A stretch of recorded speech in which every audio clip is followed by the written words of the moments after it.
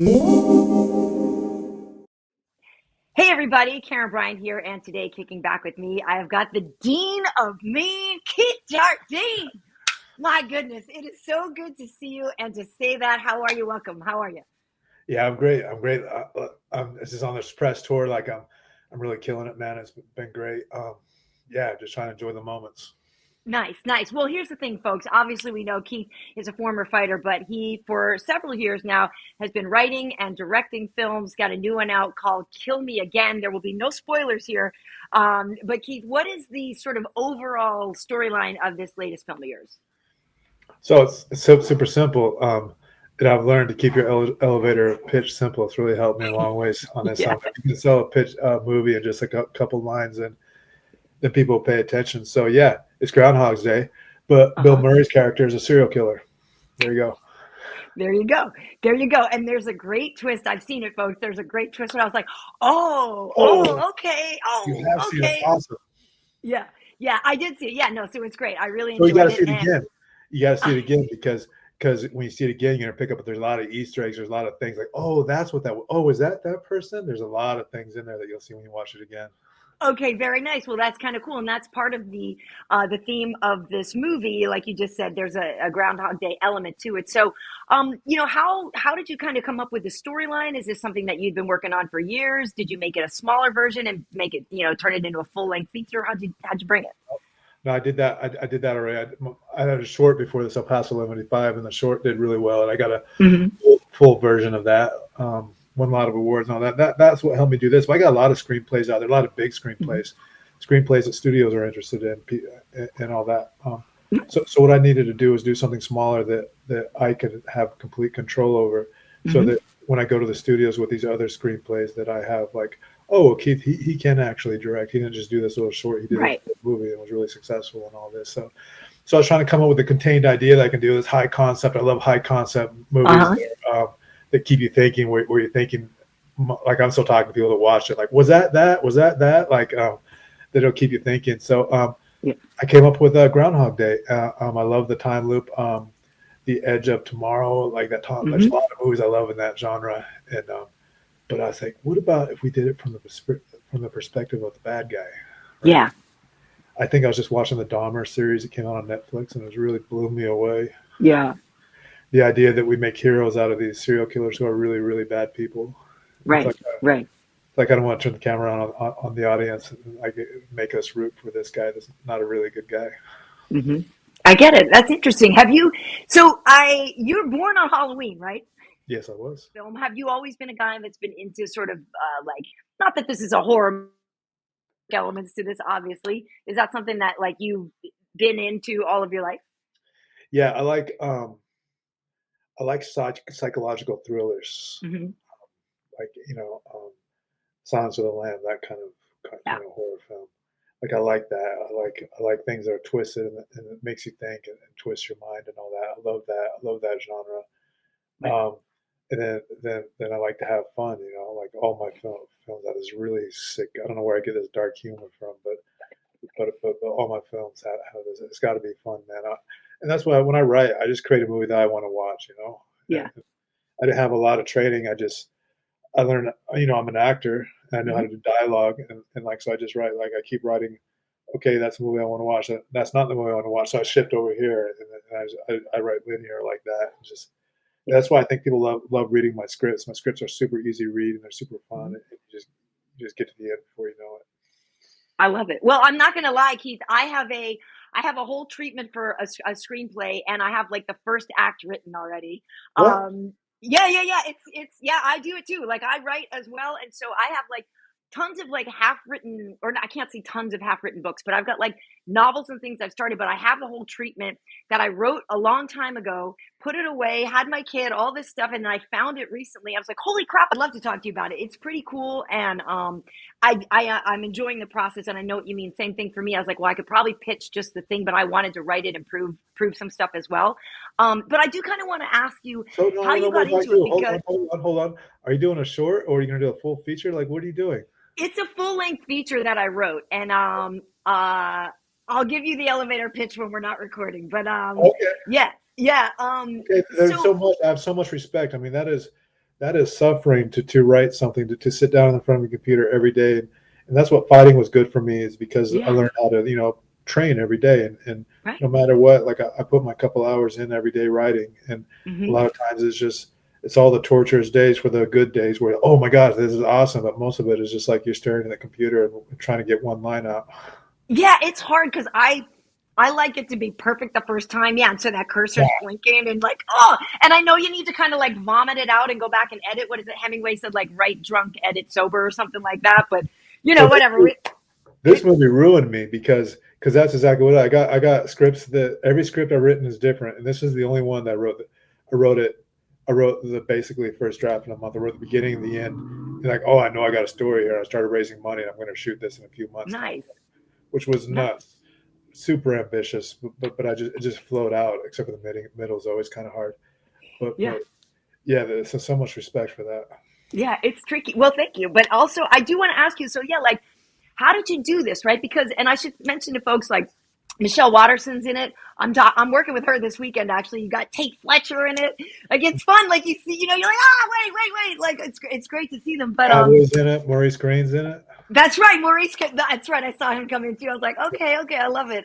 So it's like you got your Albuquerque squad there and stuff. But like, did you initially go into stunts? Because I know a lot of the fighters have transitioned from fighting into stunts, and then some of them have done more acting. Like Bisping's doing a lot more right now. I know there's been a lot of a lot of folks have done it. And, Cowboy, obviously, and some people transitioning to it. So, like, what was the path for you from fighting into the film world? Yeah, I got into acting right away. Um, and going to LA for the auditions and all that. Mm-hmm. Just like it doesn't matter if you're a fighter, you might get some jobs right away, but Yeah. they'll get really quick, and you're not getting any interesting roles unless you're respected as an actor. So Yeah. so I'm going to LA doing these auditions all the time, spending up all my money, and then Stunts came along and really helped me out, man. Mm-hmm. Like I got some really good parts like John Wick and Mm-hmm. Jurassic. So was that with 8711 then? Yeah. I was just happened to be in LA, and Darren Nice. Prescott called me. Hey, are you in LA right now? I was in LA. I just bombed an audition, yeah, actually I am. Oh, go to the airport. There's 8711, and they got this movie, and go try out for them. I'm like, okay. Yeah. And so I got a few weeks in New York for John Wick, which was a great paycheck at the time. But then as I just kept battling acting classes, whatever I can do, man, studying on my own and just putting my hours in every day, I got a Paul Thomas Anderson film, which was huge for me, like because they don't give a shit. They don't care if you're a fighter or whatever. Paul. Yeah. So I was with Joaquin Phoenix, got Inherent Vice, and then from then on, I started getting more and more acting roles. And then not until I started writing and actually collaborating and making my own movies did a lot more and bigger acting roles came on. So I got some really stuff that's going to be released really soon. I got Over Your Dead Body with Jason Segel, Juliette Lewis, Timothy Olyphant. Like great. I got a lot of cool stuff coming out. I'm on season 2 of The Terminal List right now.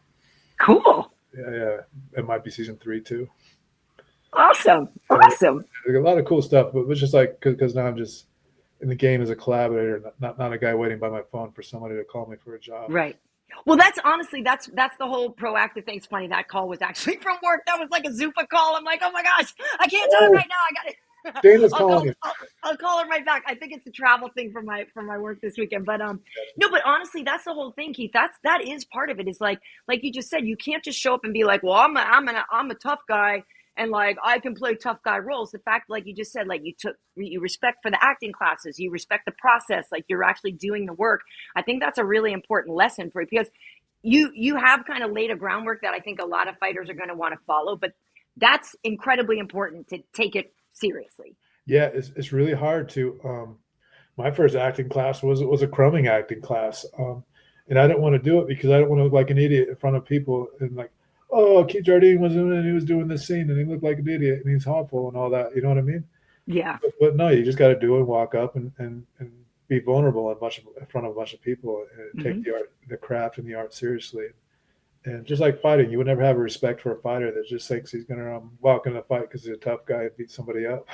Right. Yeah. No, exactly. That's what I was just going to say. I would imagine the discipline from fighting, has really taught you a lot about how to like make a goal, stick to it and win or lose, right? Like sell the thing or not, or get the role or not, but at least you understand the process of commitment.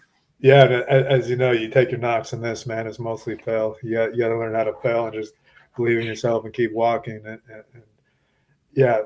I mean, I'm talking like, bombing auditions or whatever. Like it's just like you just got like you got to believe in yourself, and we're gonna fix it and keep walking.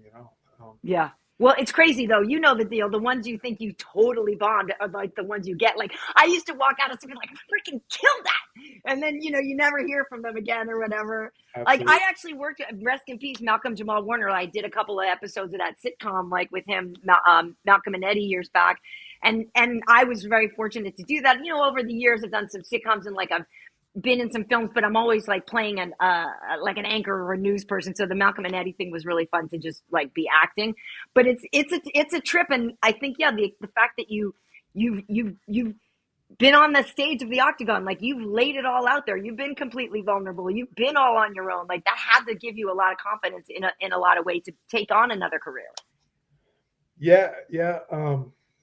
I don't know. Confidence is more like fear, right? Like, first of all, you need to make money. Like, what are you? You're in your late 30s, your 40s, and you don't have any other skills. Yeah. What are you going to do? And you got one shot to do something else. Because, like, what are you going to be 45 and you're going to go to college and learn something? Right. Do I want to be a coach? Like, not really. I love the sport, but like, what are you going to do? Because if you're going to be good at an MMA fighter, you got to be single-minded. Whatever you're doing, you want to be great at. You got to be single-minded, and you got your toe into something else. Then you're not going to be great at it.